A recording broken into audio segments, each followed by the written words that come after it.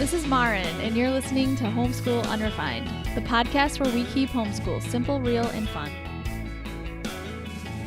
And this is Angela. You've got episode 103, where we get an enchanted education with Julie Bogart. We are going to get to that interview with Julie in just a few minutes. But first, hello to our listeners. Hello, everyone. Yeah, we're so glad you're here. We just wanted to say a special hello to our Patreon supporters. If you are unsure of what Patreon is, it is our community of people where we go a little bit deeper on the topics that we talk about here. We have three different levels of support. So if you support us at the $3 level, you get extra episodes. And like, for example, this interview with Julie, we did a little extra part of it for Patreon, so our supporters will get to hear that extra Julie goodness in Patreon. We've been trying to do a little extra with our interviews for Patreon. Yeah. And that's been really fun. And like you said, going deeper. We're going deeper. Going a little deeper. And then we have an $8 level, and that is where you can get a community of people. We have a Voxer group. We now have a Facebook group. We are doing a free 30-minute coaching with anybody at the $8 level. And so if you are interested in that, please go there. We also have a $40 level for anybody who wants a little bit more coaching. So if you're interested in talking with us about an hour a month, you can do that for the $40 level. Yep, we'd love to help out. Yeah, and so, well, I just wanted to quick say, you can find that at patreon.com/homeschoolunrefined. Yeah, and we've really, really appreciated getting to know our patrons. So yes, and we so appreciate your support. So thank you so much. Also, drum roll, we have a new website. It's been out for a while, but we're still so excited about it. Well, we talked about it last time, and we weren't sure it was going to be out. It was out, so now it's been 2 weeks. So, yay. Yeah, and there is a newsletter you can sign up for there. There'll just be a little quick pop-up, and you can put your email in, and we'll be sending out newsletters. And we're so excited about that. Yeah, actually, when you sign up, you get your first kind of sample. And we promise our newsletter will be fun, short. Not boring, ever. Not boring. So it's going to be fun, short. Like fun and short. Yeah, not long and boring. Fun and short. Exactly. And worth your time. Of long and boring. Yep, exactly. Yep. Yes, you're going to appreciate our newsletters. So you're going to get updates on what we're up to. You're going to get some special notes from us, and just lots of cool little things. So you're going to like it. Oh, and also not often.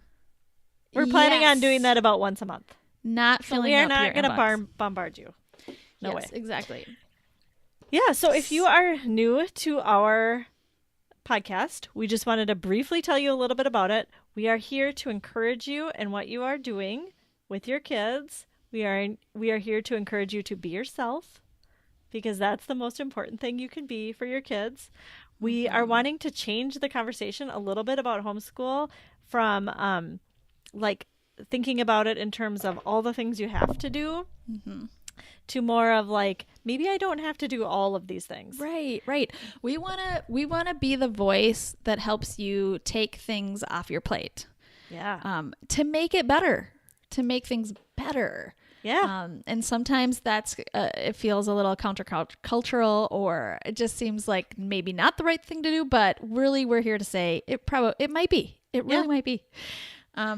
So we're here to just, to think differently about homeschool. It might not be how you've heard about it before. Right. But it's great. Right.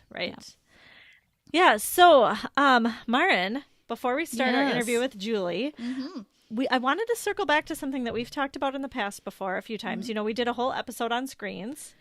Yes. Yeah. And actually, I will put that link in the show notes because I can't remember what number that was, but it was last spring. The age-old topic. I know. Yeah.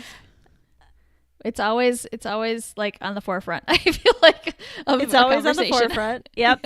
And somebody just asked in our Facebook group, Unrefined Homeschoolers, somebody just asked, which that group is for anyone, any listener, not just our patrons. Yeah, so, anybody can be in that group. Yes, find us.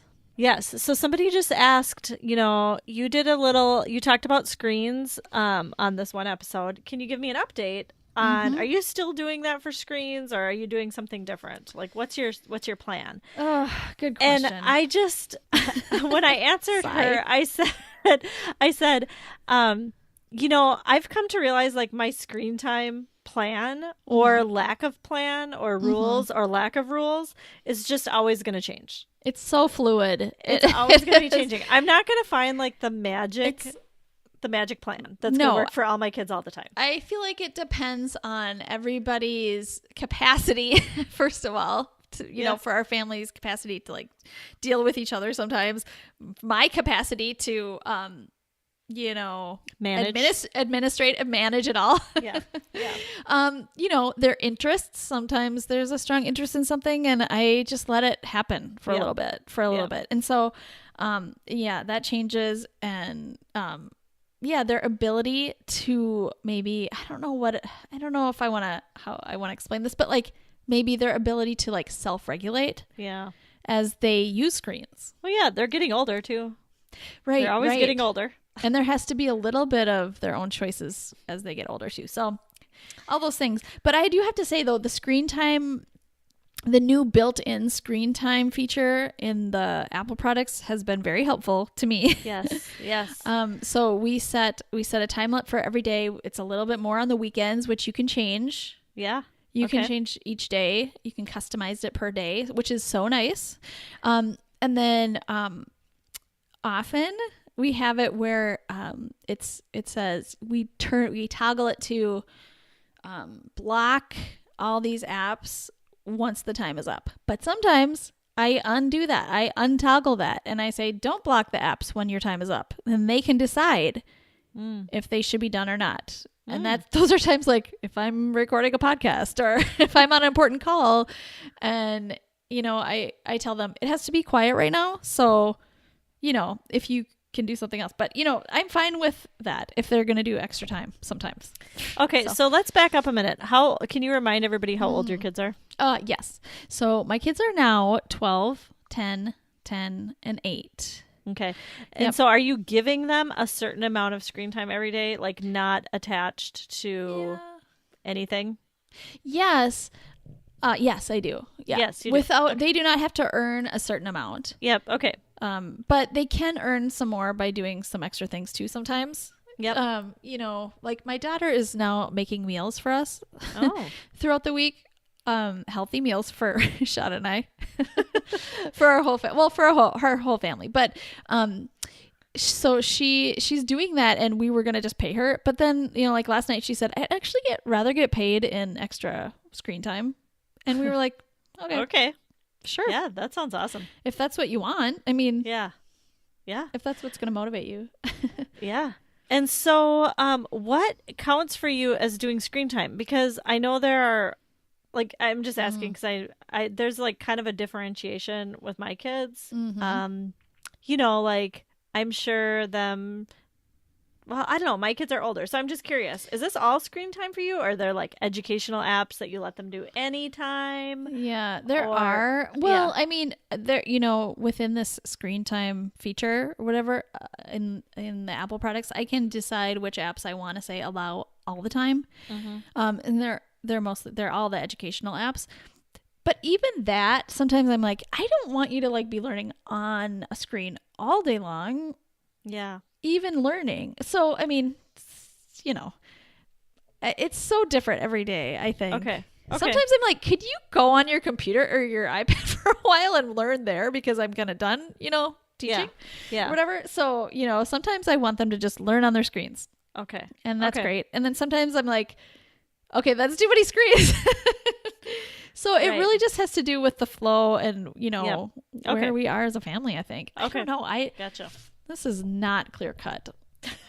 No, mine's not really clear cut either. In fact, I was realizing as I was typing out my answer on Facebook that, oh, wow, I have a lot of little different things to think about. Like this isn't just like black and white. Which I think is number one, reality. Yeah. That's reality.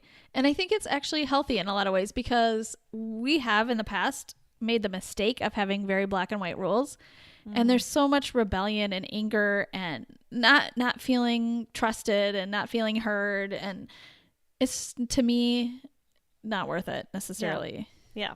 So then that's just for us right now where we are. Right. What do you think? Yeah. Okay. Well, my kids are almost 14. Well, I mean, I still say 13 because it's still like 2 or 3 months away. Well, you don't want her to grow up too fast. No, so I always just say 13 as long as you can. I'm going to keep 13 till the day before. Yeah. Till the day of her birthday. Yes. Okay, so she's 13 and then 12 and 10. And what we're doing right now, and I think this changes, this is a seasonal change for us because it's cold here. Yes. It's freezing cold. It's a factor. And there's no snow. So it's kind of weird. It's not fun to go outside. Like they do not enjoy it at all. I agree. And I want them to go outside.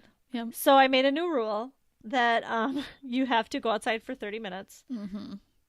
And you have to read for 45 minutes. Independently. If you want to have screen time. Yes. If you don't want to have screen time, it's okay. You don't have to do those things. Yeah. Like I'm not making you. I just realized I do have things they have to do before they do it. Oh, you do. So they can't wake up and just do screens right away. Yeah. So they do have to do things. You're right. Okay. Yeah. Okay. But I just assume they're gonna get done. Okay. Like you're gonna do those things. Oh, okay. I don't know. And I feel I don't love this plan. I mean, it's working. I don't love it because it makes reading it casts reading and going outside as like the negative things, the things you don't want to do till you can get to the good things, which is screen. So I really hate that. But I think that's why it's a season. So it doesn't turn into this.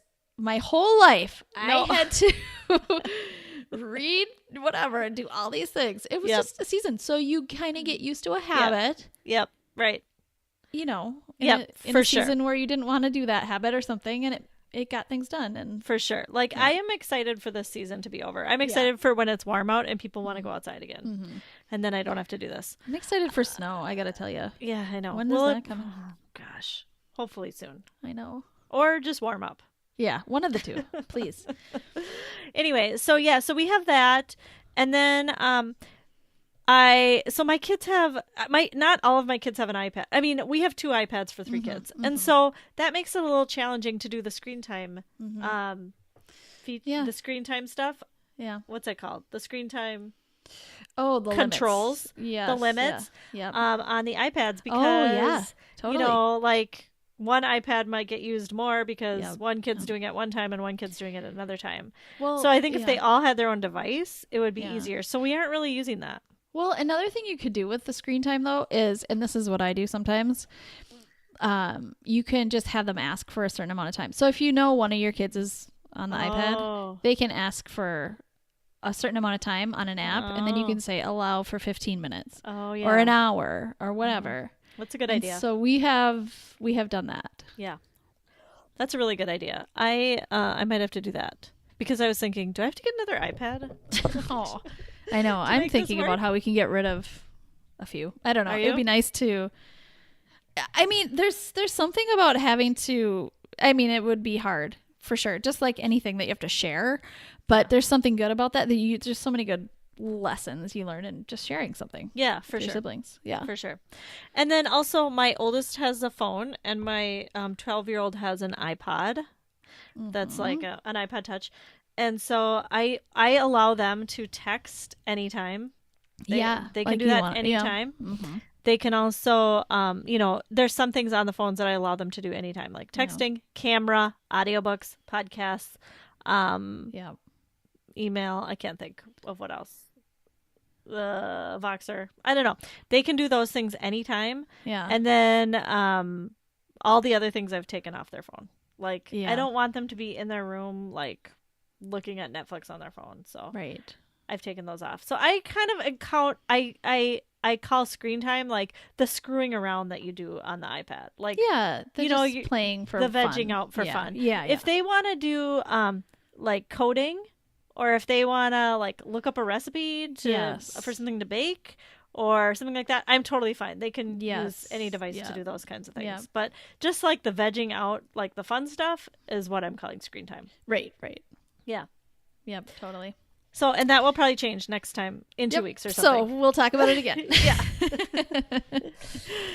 All right. Well, let's get to our interview today. So we are super excited to have Julie Bogart on again. You know, we love Julie. If you listen to this podcast, she's a favorite of ours, because she makes us feel good about what we're doing. And Yeah. she's got the, The experience. the experience No. and the perspective of Yes, her kids are exactly. grown now. And so it is just so great to hear from somebody who is encouraging us, who has grown kids, who had challenges when her kids were growing up, and now they're older and she can talk about them. So Yes. I'm grateful for her work. Yeah, and she says things that no other homeschool leader or parent is saying. Yeah. She's saying them out loud for us to hear, and it's exactly what we need. So you're going to hear a lot of those things in this interview. So enjoy. Hi, Julie. Welcome to Homeschool Unrefined. So glad to be back. I love what you guys do. Thank you. We are Thank you. so glad to have you back. We did have you on episode 70. So if our listeners have not heard that episode, feel free to go back and listen. That was a great one. But we're so glad to have you. And most of our listeners, we think, probably know you and love you, just like us. But if you are new to Julie, I know you might appreciate a quick introduction. So Julie, could you give us a little quick introduction to who you are? Yeah, sure. So my name is Julie Bogart. I live in Cincinnati, Ohio, but I'm originally from Los Angeles, California. I have 5 adult kids that I homeschooled for 17 years officially. I mean, I guess if we count preschool, it was longer. But anyway, they are now all self-supporting adults. I think that's important for the audience to realize that it's possible. And I am a freelance writer by trade and background. And I translated those experiences of being a professional writer and editor into how to help parents be effective writing coaches and allies to their kids. So we launched Brave Writer in January of 2000. We've taught tens of thousands of families now. And finally, I have written a book, and I think that might be why we're here today. Yes, that's so awesome. So 19 years doing Brave Writer. That's right. That's amazing. It is amazing. Congratulations. Thank you. Thank you. Yes. Okay. So we're going to talk about that book in just a little bit. But first, on our podcast, we really love talking personality. I know last time we asked you about your personality, and I think you said you're an ENFP. Correct. And an Enneagram 4, I believe. That's right. Yes. So since then, and well, really since we've started this podcast, I'm also an ENFP.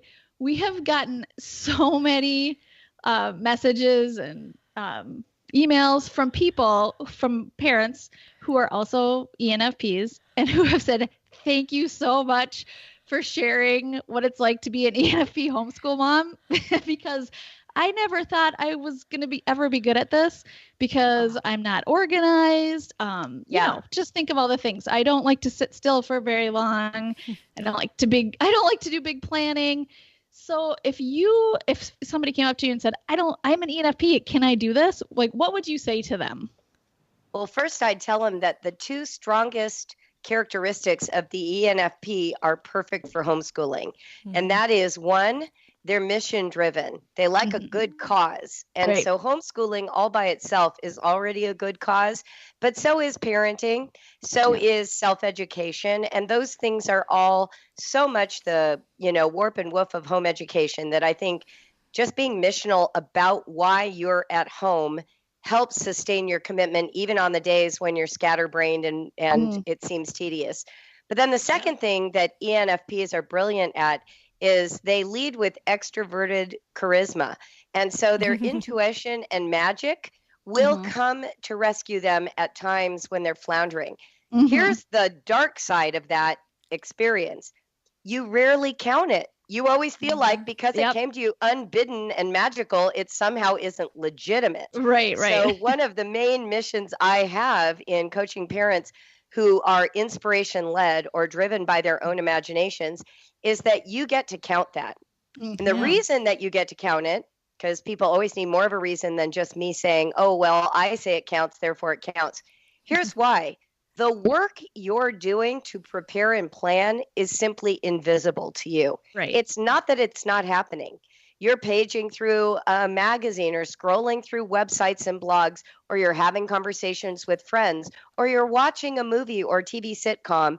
And all of these little disparate bits of information, of possibility are slowly rearranging themselves inside of you till that magic moment when it comes almost fully formed. And you feel like it's a gift from the gods. It's not even like it came from you, which is why you don't feel like you can count it. But I don't deserve this. Yeah. Exactly. You got it. But the truth is, that's the gift of an ENFP. They are capable of that. And it's also mystifying to people who aren't in that personality because they can't understand how that works.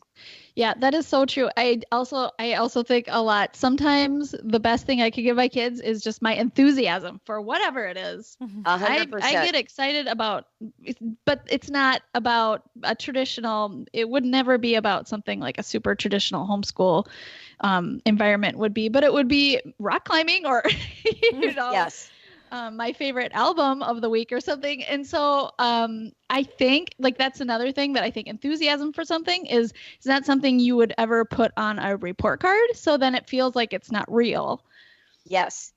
Yeah. Right. Yes. And one of the things somebody said to me once about traditional school environments, you will not find you'll find a lot of ENFPs who want to be a teacher and then they leave the system. They can't live there because the bureaucracy is too structured for that temperament. Yeah. So what does that mean? It means that our role models for learning a lot of times are temperaments that are more structure driven. Exactly. And if you're not a structured person, or if you lead more by connection and relationship and enthusiasm, you will feel like you're an outlier in that environment. So and that's camping on the ENFP. I mean, if you want to talk about other personality types, I have many thoughts. Right. Oh gosh. Yeah, we could do a whole episode together on personalities. I bet we could. But in a lot of these things, I mean, we're talking specifically about the ENFP because we've heard from so many of them, but this could be for so many of the other personalities too. If you're just a creative person or, you might, if you're not a person who likes to sit down all day or, you know what I mean? This is thinking outside the box too, and just valuing those non-traditional things. Exactly. And I feel like the important thing to take away is just knowing yourself is helpful to you and your kids, and to be yourself. To be yourself, right. Whatever that is, whatever your personality type is, be yourself. Let that shine to your kids because they need to see that. They need to see that side of you. Agreed. Well, and in fact, conversely, so, maybe these more creative, extroverted feeling types have this sense that they're not living up to the standards of education. The types that are more traditionally oriented, more systematic, they feel bereft of connection. Yeah. They worry all the time that their kids don't see passion coming from them, that they aren't connected to their children, that they don't know how to put the relationship at the center. So no matter what kind of personality you have, it has its strengths and its neuroses. And getting to know what those are and working with them is really the key. Yep. You are so right. I'm an ISFJ and I value connection, but I am not good at the adventuring. And I look at Maren and I think, I got to get out there more. I got to be with my kids doing adventures. And I try, but it is not my strong suit. Yeah. And so I think it's good to know that. But I would consider myself a little bit more traditional than maybe an ENFP. But I am looking at the ENFPs and, longing for some of that enthusiasm and adventure too, so.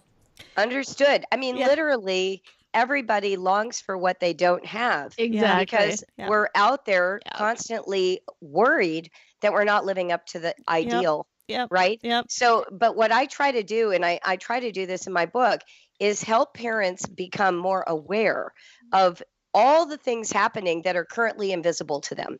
I think really fundamentally what we're looking for is an acknowledgement that there is a dynamic in our space, that our children are absorbing that dynamic, and that it's having a shaping influence on them. Once we can name it and know it, we can modify it, we can embrace it, we can deliberately seek out the things that are not natural to us and add them in. But while it remains opaque or we're not actually paying attention, then those things can have an invisible impact that maybe is negative on all of us. So, right. Yeah. And that's why I've always loved reading your take on homeschool, because I feel like you do bring those invisible things into reality for me. And I Yeah. do feel so valued. I feel like, thank you. Thank you, Julie. I needed to hear that. Yeah, definitely. I'm glad. Yeah. Well, Julie, you have a new book coming out in a couple of weeks. Congratulations. Thank you. Yeah, it's called The Brave Learner. We were fortunate enough to get a little sneak peek of the book. Can you tell us a little bit about it? Is it kind of a compilation of things that you've talked about? Are there some new things in it? What are you highlighting in the book?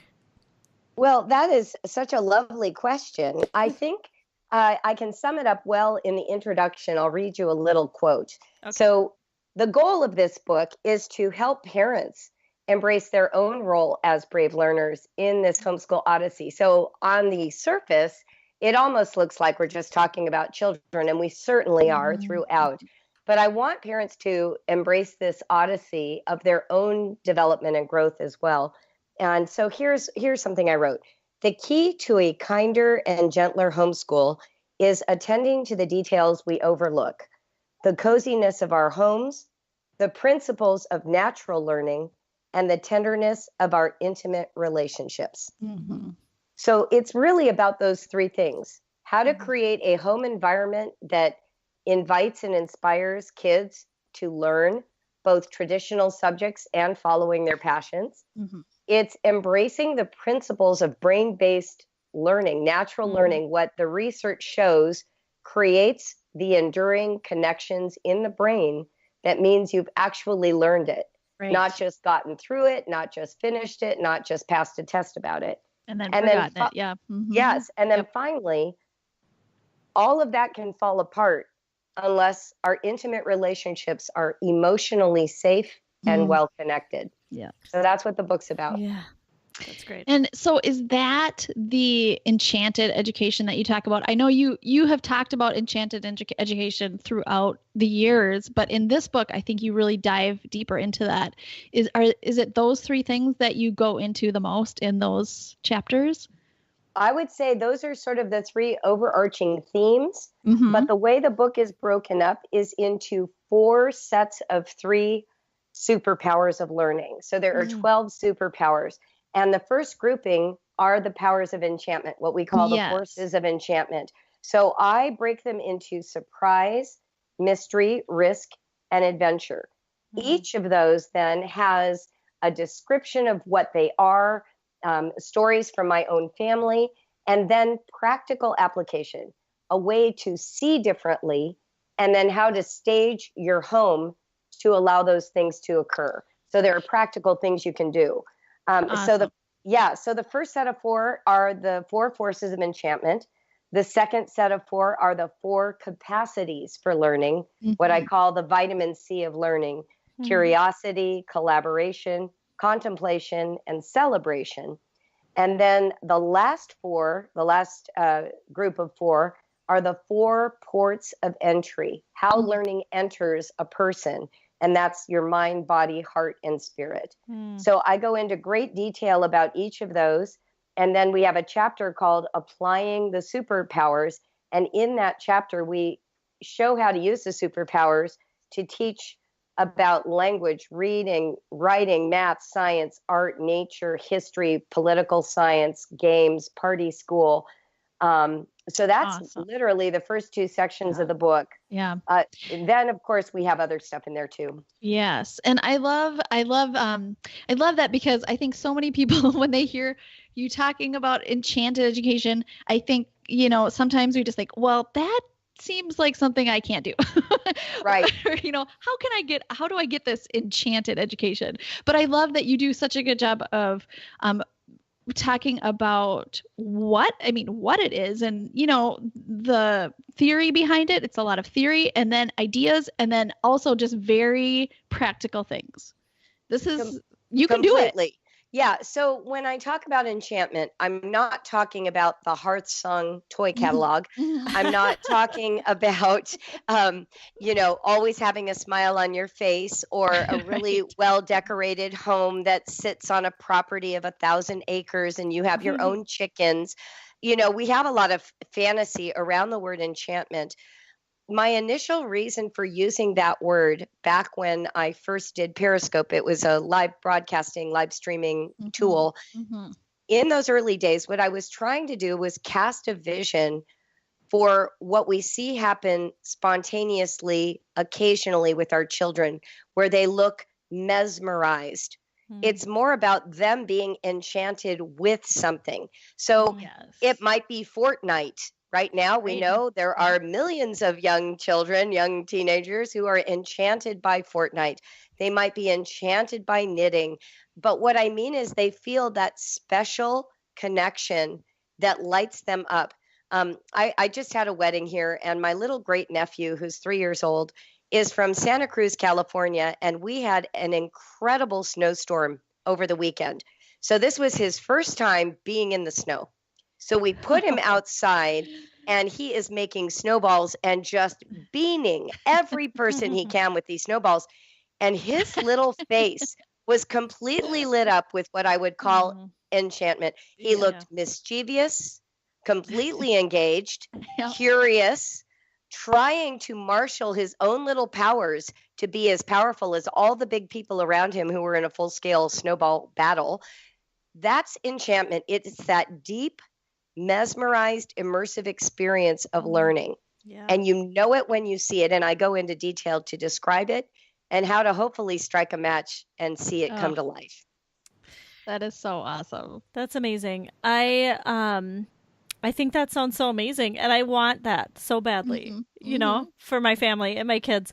Are there things that the adults can do to facilitate that, or not snuff that out if it happens? Right. Sometimes it's like not snuffing it out, right? No, that's exactly right. Boy, you guys are just like walking me page by page through my book. So you're really smart, first of all. Smart host, people, alert. So one of the things that I talk about in here, and I will just go ahead and share because the book's coming out so soon, is what I call the bellows or the bucket of water. Oh. When you see the beginning of a little bit of passion for learning, parents have two choices. They can either sort of blow on the flame and watch it roar to life, or they can dump a bucket of cold water over it. And so let me give you an example of two ways that can be. So imagine your daughter comes to you and she says, "Mommy, I want to learn how to sew." And you yourself never learned. You don't own a sewing machine. You don't know anything about patterns. You're not interested in sewing. And so what you do is you say to her, "How about we learn gardening? Because I'm really good at gardening," right? We direct them away from this very tiny flame that is just starting to show because it's inconvenient or it looks hard or it would require something of us that we don't feel prepared to offer. So that's one way we do the bellows. The bucket of water. Another way is, let's say your child suddenly does show passion for something like writing. So your child is busy writing a big, long story, and you start reading it. You've got a choice. Do you focus on the fact that it's unruly handwriting, poor punctuation, filled with spelling errors, not logical, you don't know who he's talking about, none of the dialogue is in quotes? Do you notice that? Or are you the parent who immediately notices the creativity, the initiative, the fact that he wrote for 3 whole pages, the fact that it's built from existing characters? Which parent do you want to be? The one who is scrutinizing, bucket of water parent, the one who is embracing and noticing, possibly providing support and affirmation, the parent with the bellows. Now, they can go, and they can go wrong even after that. You can have a child where you think, "I'm being the bellows," and they shut down. And you think, "Well, I was just so affirming and now they stopped writing. What happened? What did I do wrong?" Maybe nothing. Right. It's possible that the life cycle of that particular burning blaze is finished. Right. Yeah. So I talk about all that in quite a bit of detail. Yeah. That is so true. That sounds, I mean, the things that I feel like what I might do to Bello is, number one, I might say, well, you can do this thing that you like, but first we need to do 1, 2, and 3 first. The more important things, but that aren't really that much more important. You know what I mean? Yes, that would be the bucket of water parent. Oh, yes. That's Oh, right. sorry. Yes. Sorry. Yeah. The bucket of water. Exactly. Yes. And then also, and I've talked about this on some other episodes, that sometimes, like, when one of my kids is interested in something a little bit, I can easily bombard them with every book in the library, every experience I could think of, every Exactly. documentary or whatever, you know, like, and they're like, Mom, I wasn't like that excited about it. You know, so Exactly. And so much of this is just experimentation, right, because it really what is. works for one child may be a complete fail with another. Exactly. You know, you might have a very serious child who takes all your affirmation as saccharine, and because you're the mother and you're not telling the truth, and that can have this weird counter effect. You thought you were doing it right, and the Right. child is like, I want to be taken seriously like a professional author. I want you to correct all my spelling. There are children like that. So Right. part of this experiment, figuring out how you provide the right kindling to this brand new blaze, this little spark, this little Yes, ember, yeah. is the connection piece. And really, the second half of the book is all about that. It's Yes. how to get to know yourself and your child. Yeah. Okay. And then, so I know there's a section in your book kind of about how to sustain this environment, Definitely. right? Yep.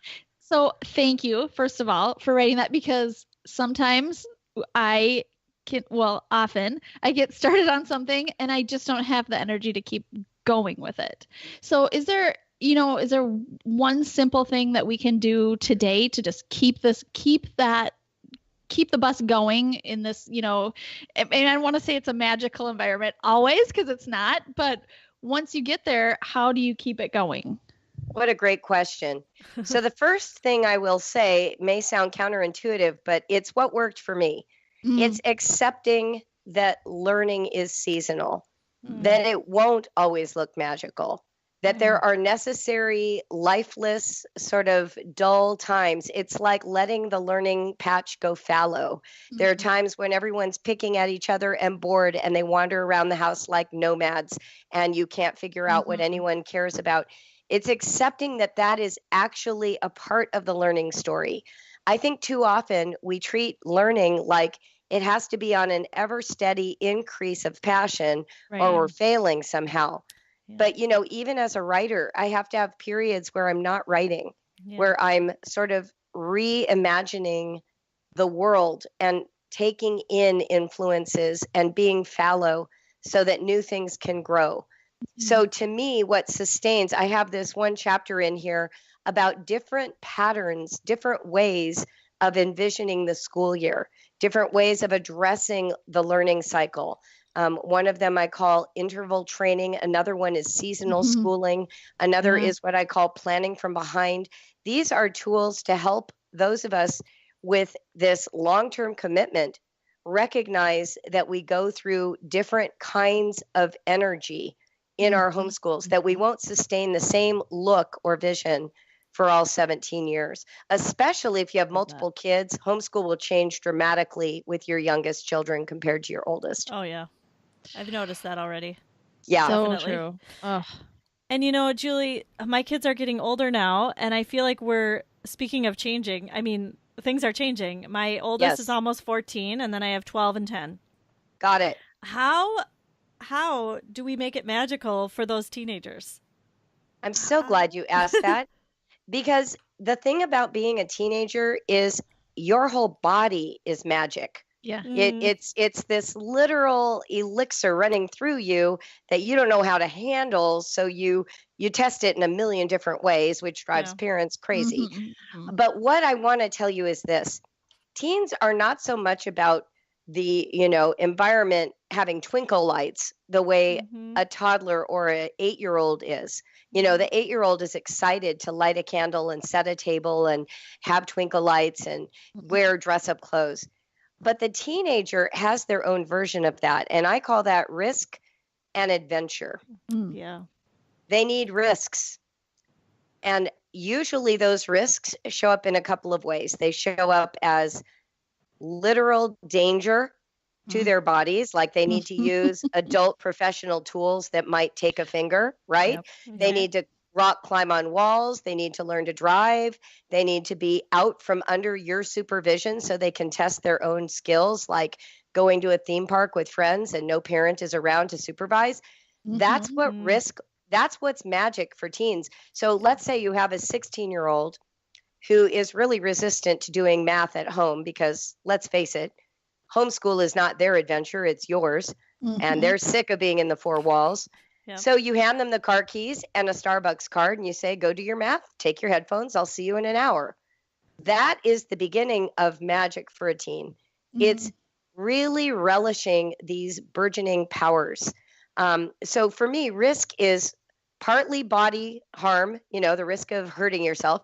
And then the second one is intellectual risk, allowing them to think differently than the family has required them to think, allowing them to read outside of the approved literature and ideas that the family embraces. Yeah. Intellectual curiosity and intellectual adventure are critical to growth. Let me reassure worried parents right now.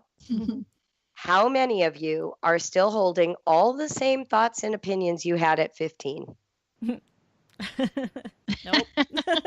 So any opinion No you're hands worried up here. about, likely to change. Yeah. Likely to Definitely. change. So give them Definitely. some room to be Right. intellectually curious. So true. This And is- how yeah. can you form opinions if you don't have the chance to try out different opinions or, Exactly. Or to even just be exposed to the internal Right. logic of an alternative view. You Right. don't even have to agree. Yeah. But each opinion, each position coheres if you can get inside the person who holds it. Yes. It's not illogical to the person holding it. So part of intellectual, robust thinking is being able to stand inside the shoes and behind the eyes of another person. That is the academic training they need for college and beyond. So we start that in high school and they'll do it very poorly at the beginning, very unskillfully. Yep. They will denigrate your views sometimes. They will adopt ridiculous views that you can see through at, 10 paces. But that's okay because they're just exercising those muscles for the first time. You're not expecting a brand new gymnast to do backflips, right? They're just limbering up their Exactly. mental muscles. Yeah. And then the second thing, so risk is the first. The second is adventure. Yeah. And the way I define adventure in the book is get out of the house. Go somewhere that is not the house. So good. Yeah. Yep. So whether that is locally or abroad or a job or dog watching at somebody else's home, it's having the sense that yourself can survive without the four walls of your comfortable home. Right. That's what we're looking for. So good. I love it. So I know the next part of your book, I think it's the last section where you talk about working through hard times. We are going to talk a little bit more about that in Patreon, which I'm very excited about. So if anyone is interested in hearing more about that, definitely sign up for Patreon. You're going to love to hear that for sure. But could you tell us a little bit about your perspective now as a homeschool alum and why is that so good for us in the trenches right now to hear from you? Oh, wow. That's a nice question. I hope it's good for everyone to hear from you right now. It is. We all think it's amazing, but I know that I know you've explained it so many times so eloquently, and I would just love for our listeners to hear too. Well, I think when I was homeschooling, I sought out role models for myself, people who were further down the path than me, because I wanted some reassurance that this huge, risky commitment I made would turn out. What I think is missing in a lot of the literature, though, is what it looked like when it was failing. Or what it felt like to be burdened with that responsibility and so little power to make it happen inside of a child. So for me, I felt like when I wrote a book, my goal wasn't to tell you how to register with the state or how to appease the Common Core standards, or what to do to adhere to Charlotte Mason or unschooling or classical education. I wanted to write a book for the homeschooling parent that allowed them to know the contours of the journey, to identify themselves in it, and to trust that the outcome they're longing for is possible. Yes. And in spite of everything, in spite of everything. Right. That's really my goal. Yeah. Even when it feels like you're failing. Maybe especially when it feels like you're failing. Right. Here's another quote I want to read to you from the book. Brave learning is all about the magic of trust. Trusting yourself, trusting your kids, trusting the process. Trust implies not knowing the outcome in advance. The ordinary magic at work in your family is felt more than seen. Trust allows for changes midstream, for revising a strategy, for accommodating a need.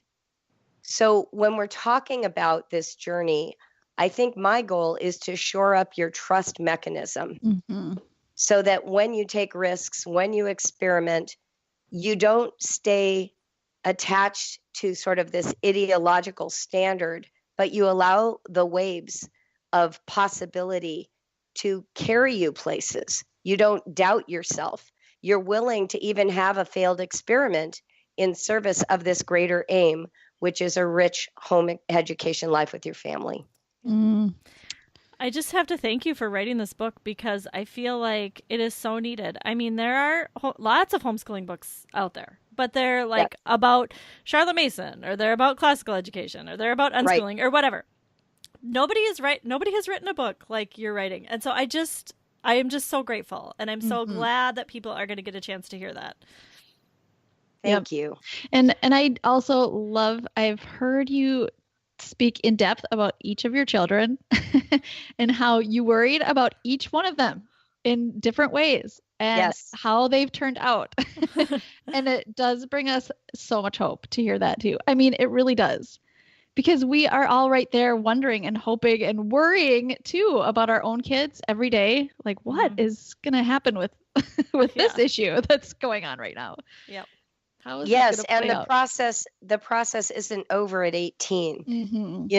It goes into adulthood. Yep. So we have, Stephanie Elms from the Homeschool Alliance, one of our coaches. She always reminds us of this one quote she heard years ago, that there are no educational emergencies. Yeah. And I feel like if there is one thing I want homeschooling parents to know, is that time is on their side.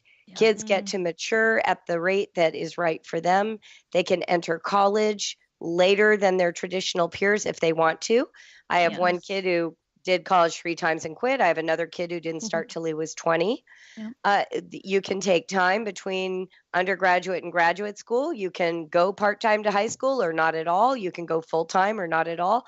That all the options are on the table. Yep. You don't owe anyone allegiance to a belief system. You owe your allegiance to your family. Yeah. That's so good. Yes. Amen. We're going to switch gears here and tackle some questions that we tackle a lot on our homeschool. We talk about what we don't do a lot because we think it's important to show everybody that we're not doing it all. So I talk about some things I don't do. I love vegetables and organic vegetables, and I love the thought of growing them, but I don't garden, and I'm just never gonna. Or I don't do my kids' laundry. I just don't. If they want it clean, they'll do that. So I'm just curious from you, Julie, what are some things that you don't do? Because it looks like to us on the outside you're doing it all, but we know you're not. We know there are some things. Yeah. You want to know what I don't do now or what I don't do when I was homeschooling? Either one. Both. Either one. Thinking, yeah. Well, currently I have no interest ever in washing my skin, so I never wash my face ever. I really don't. Yeah, I don't like that feeling, and I never do it. And I think when I think of I imagine that people picture that I'm a really great reader, and I do read, and I certainly work through a number of books every year. but I am not one of those people whose dream is to sit in a corner and read a book. So I read because I'm on a mission for information or because I'm on a plane, but I don't read for pleasure the way a lot of homeschoolers imagine a person who owns a writing company would read. That's awesome. I love it. That is so great. That's so great. So, and when you had kids at home and you're homeschooling, were there any things that you didn't do? Oh yeah, I probably didn't clean. I definitely didn't do my children's laundry either. I taught them in 4th grade and then they were on their own for the rest of their lives. Apparently, I didn't do a good job of teaching them to brush their teeth either, because I found out recently that one of my adult children isn't a big fan of toothbrushing and I almost fell out of my chair. Oh no. But no, one of the things that I remember very well about home educating and my personality was having to really have like a heart-to-heart with myself that it was okay not to be well planned up front. And I thought that was unique to me. It's only in working with homeschoolers for the last 20 years that I've discovered that pretty much everyone feels like they're a failure at planning. Yeah. So I think it's okay to just not be a from the front end planner. I mean, I've just, because we're all succeeding as homeschoolers, so the evidence is in. Yep. Oh, yes. Thank you. It's just, we need to hear those words. Yep. We need to hear it, and then it feels more real, even though it was real before. It's just so good for us to hear those words come from you. So thank you so much. We just appreciate that. So another thing we do on the podcast every week is we have it's called an LTW, which stands for Loving This Week. And it can be anything, like a product that we just got at Target, a show we just watched on Netflix, favorite book, maybe a favorite Christmas gift, or just something weird we found on Amazon, or just anything. Like a lot of times we share a favorite podcast or something. Is there anything you can think of that you are loving this week? Oh, that's an easy one. Oh, good. Yes, I just binge watched all the seasons of The Good Place, and I adore that series. It appeals to me on about 100 levels, but I'm so interested always in the philosophical questions of life, and yet it's a sitcom and the acting's incredible, and I just think it's completely charming. So that is what I'm loving this week. We watched instead of reading books. Yes. Hey, it's all storytelling. Yes. So I love that. Absolutely. Yes. We watched that as a family, and it was such a great one to watch all together. I bet. Yes. I love the character development of all of those main characters. They did such a good job of that. Such a good job. Yeah. And each one has such a unique, distinctive personality. So it makes you want to keep watching. Yeah, I love it. So you fun. love them all, even though they're crazy. Right. I love each of them. All right. Well, Julie, we are going to extend our conversation in Patreon in just a minute. But for our regular listeners, can you tell everybody where they can find you? And maybe just say the title of your book again and when it's coming out. Yeah. So my book, The Brave Learner, can be found on any online retailer for books. You can go to theBraveLearner.com and download a free sample. There's the table of contents, the intro, and the first chapter available. If you decide to pre-order the book comes out February 5th. You will be able to receive our 2 free pre-sales gifts. One is called Hard Cases. It's a PDF Q&A with me where I discuss the people's perspectives about why their child would not be benefiting from all the things I teach in The Brave Learner. So I deal with some special cases. So a lot of parents really like that. And then the second thing will be an invitation to our book club webinar. We will do the inaugural book club webinar for anyone who's bought the book in advance, and then continue that book club in my coaching community, the Homeschool Alliance.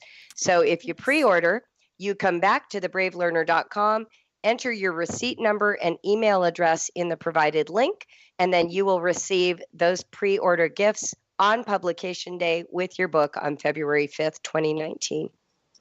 Sounds great. Awesome. That is so exciting. I can't wait. I can't. Let me just add too. Yeah. If you want to interact with me, please come on Instagram. I run that account. It's at Julie Brave Writer.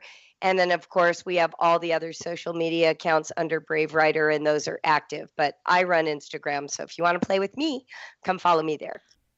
All right. Let's move on to loving this week. Yes. Angela, what are you loving this week? Okay. Well, so Julie talked about The Good Place. Yeah. She just talked about it, how it was so much fun. And you said that was a show that you watched as a family with your kids. And I might have to try that. But we are loving a different family show right now. So much. Nice. Blackish. Oh, yes. Awesome. Love it so much. We're watching like 2 to 3 episodes a night as a family. Nice. Nice. Because it is for the kids and the binging adults. it. Yeah. I mean, it is just so good. Every single person is loving it. I will definitely say it's definitely PG-13, which I am okay with. My youngest is 10, and I'm okay with that. There were a few episodes at the beginning that were a little like a little iffy, but we're a really open family, and so we just had conversations about it afterwards. Okay. Yep. It's kind of a, would you call it a sitcom? I don't know if it's a sitcom. There's no laugh track. The thing is, that's I think all sitcoms are like that now, or most probably. I don't know. Okay, so it just follows a family, a Black family. It's mom and dad and 4 kids. Yeah, and it's from the dad's perspective, and it's just really funny, really well written. There's things that kids and adults can relate to, and we are loving it so much. Awesome. So if you have younger kids, you could still watch this just like alone because it's good for adults too. Okay, I have to ask you, because I watched a few episodes on a plane once and laughed. I loved it. It was so good. But I don't know how to watch it. How are you? Oh yeah, I'm watching it on Hulu. Oh, good. Yeah. I have Hulu now. I'm using my Hulu subscription. So great. I feel good about that because I wasn't before. Oh, yes. That's awesome. Yeah. So good. Hulu. I think it's on ABC. I don't know if it's on like now. I don't know if it's on like prime time now. I don't know. You might be able to watch it on ABC. I love the woman, the mom, Tracy Ellis Ross. Oh yeah. Love her so much.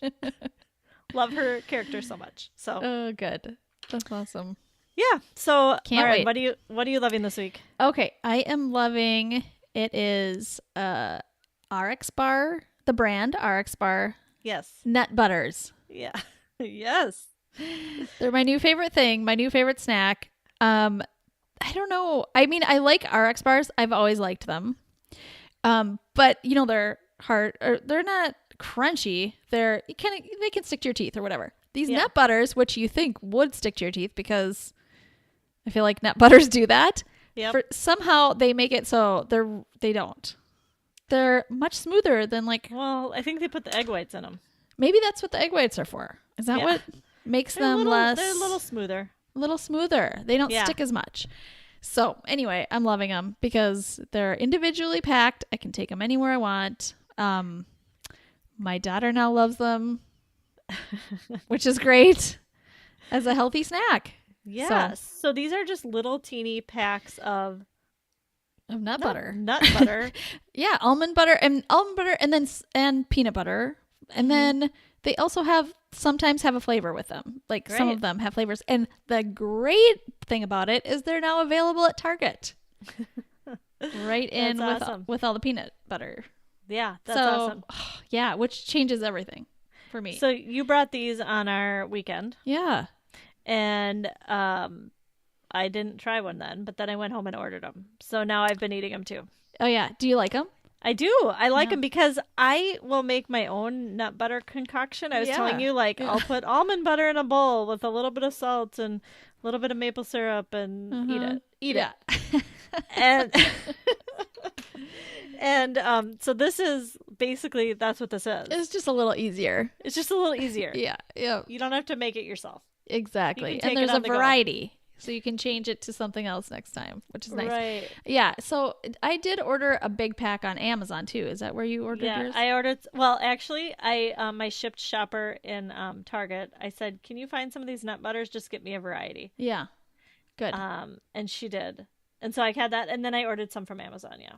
Okay. Awesome. Yeah. So have I. So, and I haven't told my kids about them. Yeah, okay. My kids want snacks, and I'm not mentioning it. So I know. Good for you for mentioning it. I just had a shipped shopper come, and I'm going to take several out and just they're for me. Hide them in your bedroom. Yep. All right. Well, thank you everybody for listening. If you want to connect with us, we are on social media. We're on Facebook and Instagram at Homeschool Unrefined. We also have that new website we'd love to have you go check out and sign up for our newsletter, which is homeschoolunrefined.com. And you can find links to everything that we talked about there too. And we'll see you next time. Thanks for listening. Homeschool Unrefined is created and produced by Maren Gorse and Angela Sizer. Ethan Miller is our editor, and Amanda Ginn is our VP of all the important things.